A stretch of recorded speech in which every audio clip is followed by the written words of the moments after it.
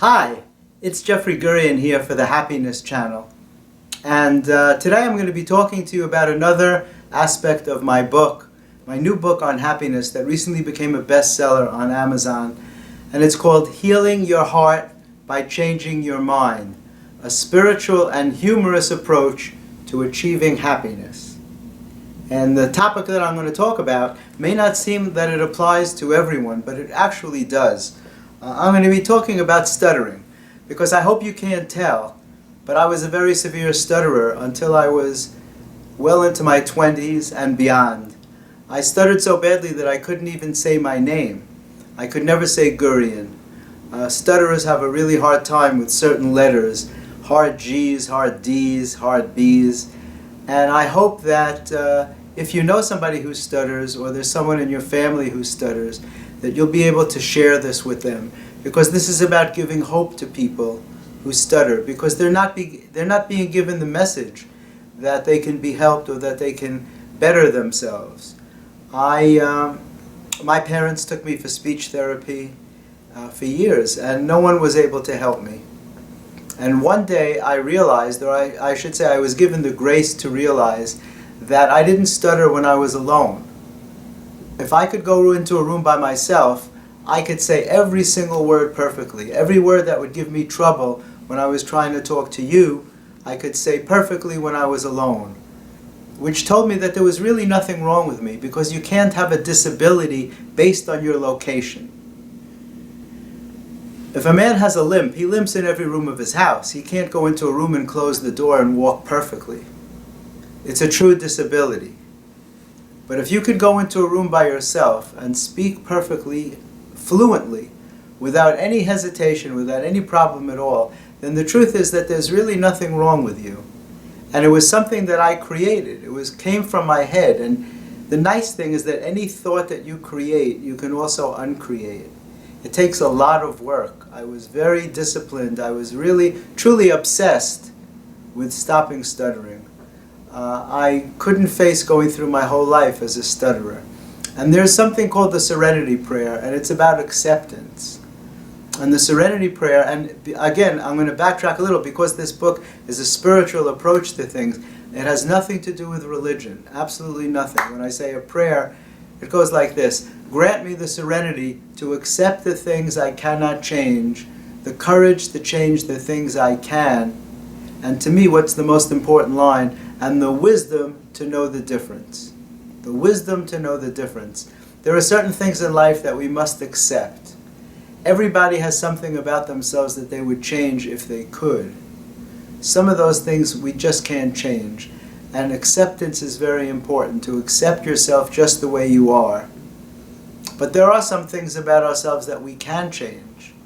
And it's important to know what those are, because if you apply yourself, you can create a tremendous change in your life, as I did.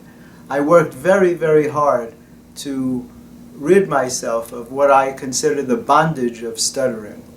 Too many stutterers don't get to achieve their dreams. They don't go to the school they wanted, or some don't go to school at all in terms of higher education. Some stutterers don't get the jobs that they want because they're afraid to answer the phone or to interact with people, because stuttering is very humiliating, despite the fact that you see comedians making fun of it, and sometimes in movies they joke about it. It's a very serious disability to have when you have it, and it's not fun at all. And so it's important for people to know that you can make a change. I worked very, very hard to remove myself, as I said, to rid myself of what I call the bondage of stuttering. And I developed techniques. I worked on it literally for years to undo the thoughts in my mind that led me to believe that there was something wrong with me, because stutterers really think that there's something wrong with their speech mechanism. And if there was, you could never say the words that you have a hard time saying. You could never say those words when you were alone. You wouldn't be able to do it. If you stutter, you'd be stuttering all the time. Most stutterers only stutter on about 15% of their words anyway, and about 85% of their words come out fluently. And every stutterer knows what words are hard for them. And very often those words are triggers, or there are triggers that lead to stuttering. If you start to realize what you're talking about when you're stuttering the worst, or what situations you're in when you're stuttering the worst, usually you can follow it back to something in your childhood, because that's when most of us start to stutter. I started when I was about 6 or 7 years old, but we start speaking when we're around 2 years old. So for about 4 or 5 years I was speaking fine, and then something happened that made me start to stutter. I look at it as a habit, as some kind of a stress-related habit. There are only so many habits that a human being can have. You can have a nervous twitch, you can tap your hands on the desk, you can twist your hair, you can list the habits that a person can have. You can bite your nails. Maybe there's 10 or 12 of them. Nobody has a habit that no one else in the world has. And I look at stuttering as one of those subconscious choices that people make in response to something going on in your life as a child. I'm working with somebody now who has 2 other siblings that grew up in the same household. Only one of them stuttered. They had the same influences from their parents. All of them reacted in a negative type of way, but one of them developed a stuttering problem.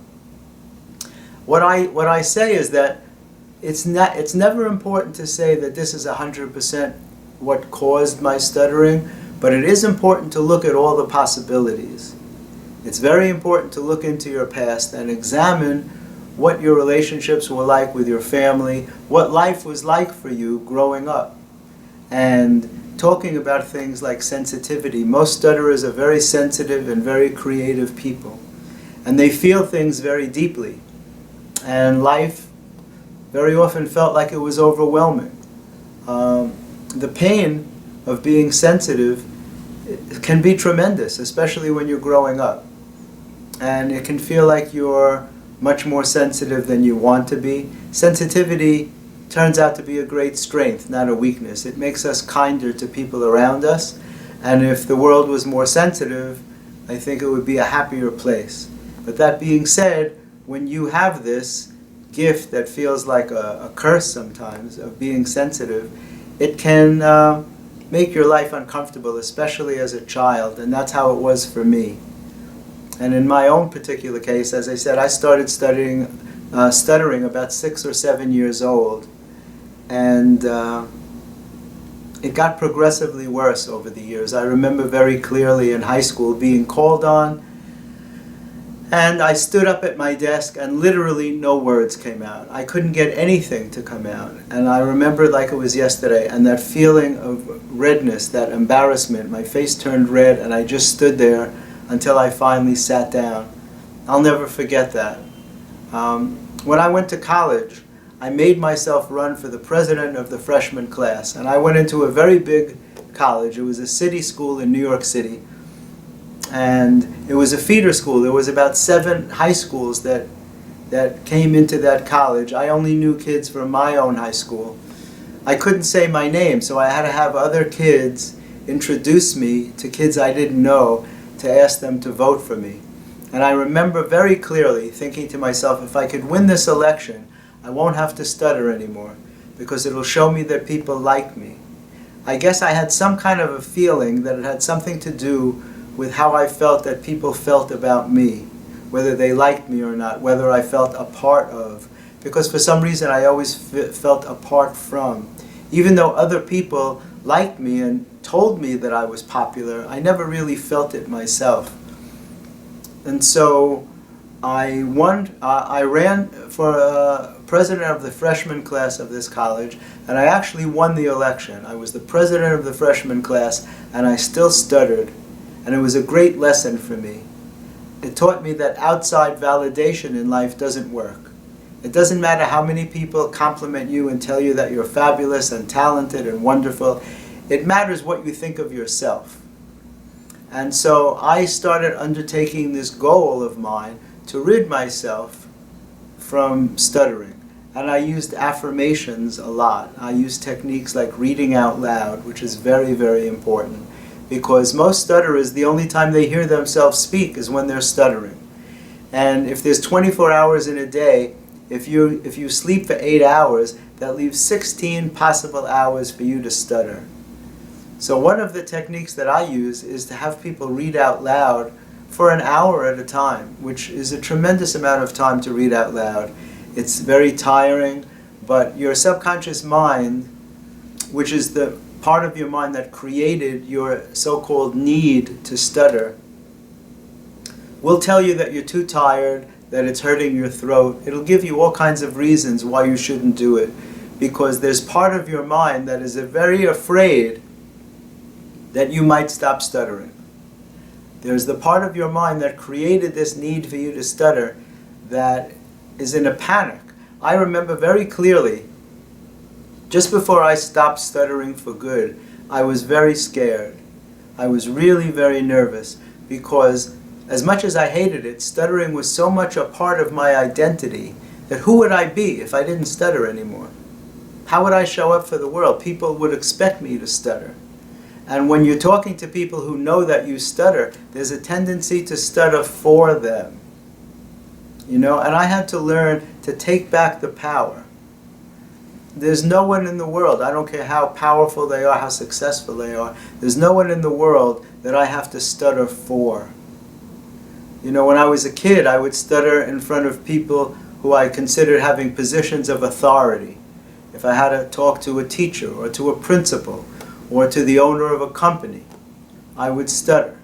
So a lot of it had to do with self-esteem and self-confidence. And what I personally had to do is I had to build up what I consider to be a superiority complex, starting with an inferiority complex. I had to build up what feels like a superiority complex, not to feel better than other people, but just to feel even, just to feel the same. I liken it to if you fold a piece of paper in half, the only way to get rid of that crease is to fold the paper exactly the opposite way in 180 degrees. That'll get rid of the crease and make the paper flat again. And that's what I feel I had to do with my mind. I had to change my mind 180 degrees, which is why the title of the book is Healing Your Heart by Changing Your Mind. Many of us, and I would almost say all of us, are holding thoughts, some of which are not valid for us.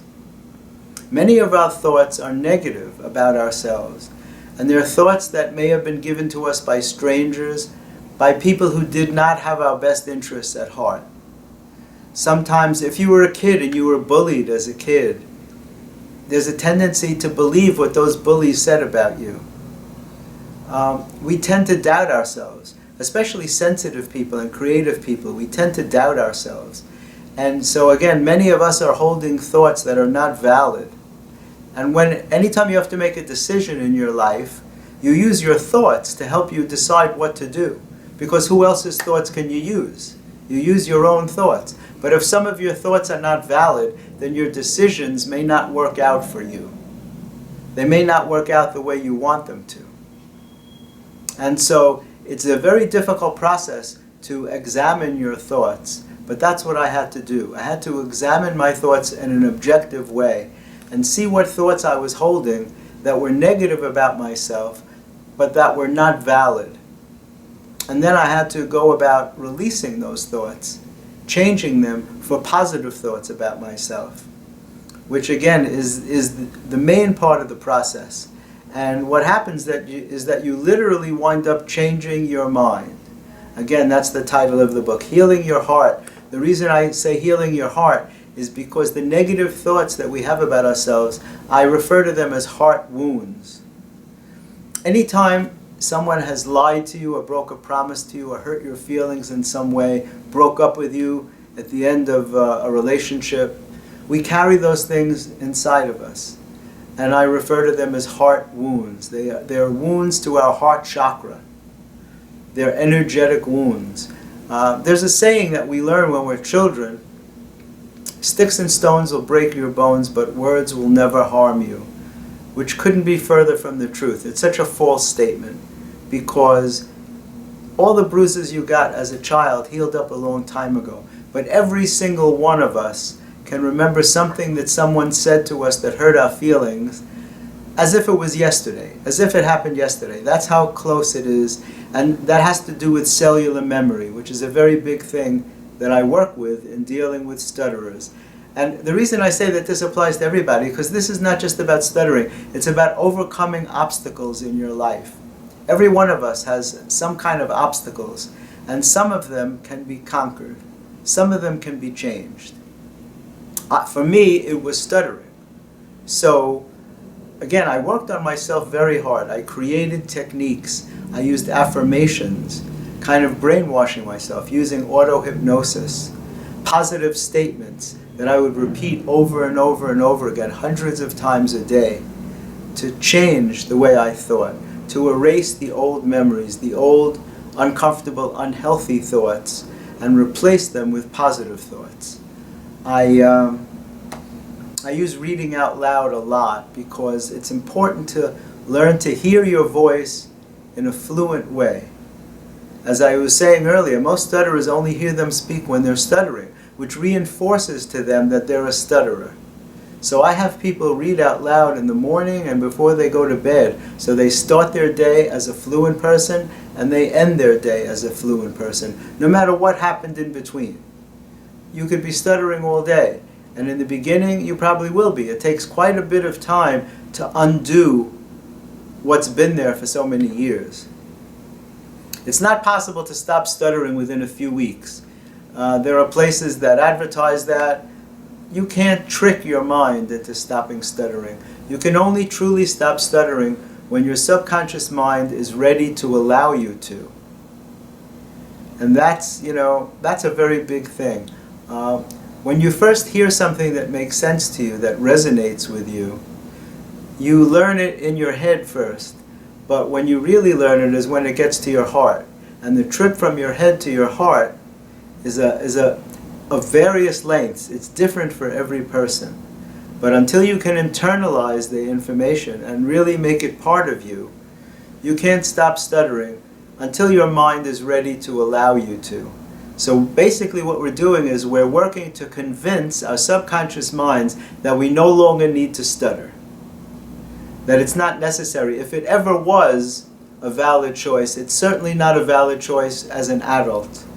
If you started stuttering when you were 6 or 7 years old, you had a 6 or 7-year-old mind. There's nothing that you're doing today if you're in your 20s, 30s, 40s, or 50s, or older than that you decided to do as a child and are still doing now. It's not valid. You don't dress the same. You don't like the same things you liked when you were 7. If you're a boy, you don't like the girl that you liked when you were 7, or the other way around. If you're a girl, you wouldn't be attracted to the same kind of boys or men that you liked when you were 7. Everything changes as you get older. So there's no reason to live with a decision that your mind made as a child, as a young child. And to be burdened with that for your whole life makes no sense at all. At least it didn't to me. So I was determined. I was not going to rest until I eliminated stuttering from my life. And I knew that I could do it. And that's the key. You can't go into this having any doubt. When I work with people, I have them fill out a questionnaire. And it's several pages long. And one of the statements is, do you truly believe that you can stop stuttering? And it's very important that the person who answers that writes yes. I'm working with someone now who only recently got that. I'm working with him about 7 months.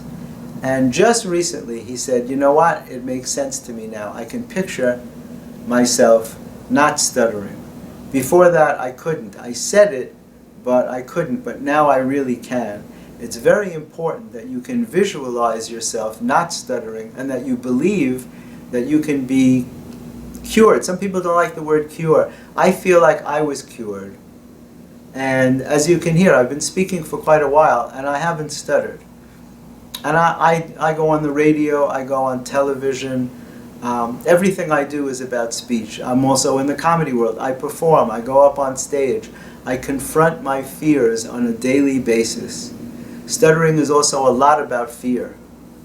And it's very important in life to confront your fears and not let them get the best of you. And a lot of stutterers, unfortunately, the fear is so great that they allow the stuttering to get the best of them. I refused to do that. As a kid, I had a million fears. I was afraid of the dark, so I made myself go in the dark. I forced myself to do anything that made me uncomfortable. And I still do that today as an adult. Traveling is very hard for me because I have really serious ADD or ADHD, whatever you want to call it. And so I made myself go to Europe all by myself, alone, because other people do it so easily. And I feel if other people can do things and it's easy for them, I have to be able to do it as well. And I'm not talking about skydiving or mountain climbing or something like that where it takes a lot of courage and is also dangerous. I'm talking about regular things that other people seem to do easily, like traveling. You know, so a lot of things make me uncomfortable, but I confront them. I make myself do them, and that's another technique of how to overcome stuttering. It's a complete change of you as a person. It's not just about doing exercises for your speech. It's really changing everything about yourself.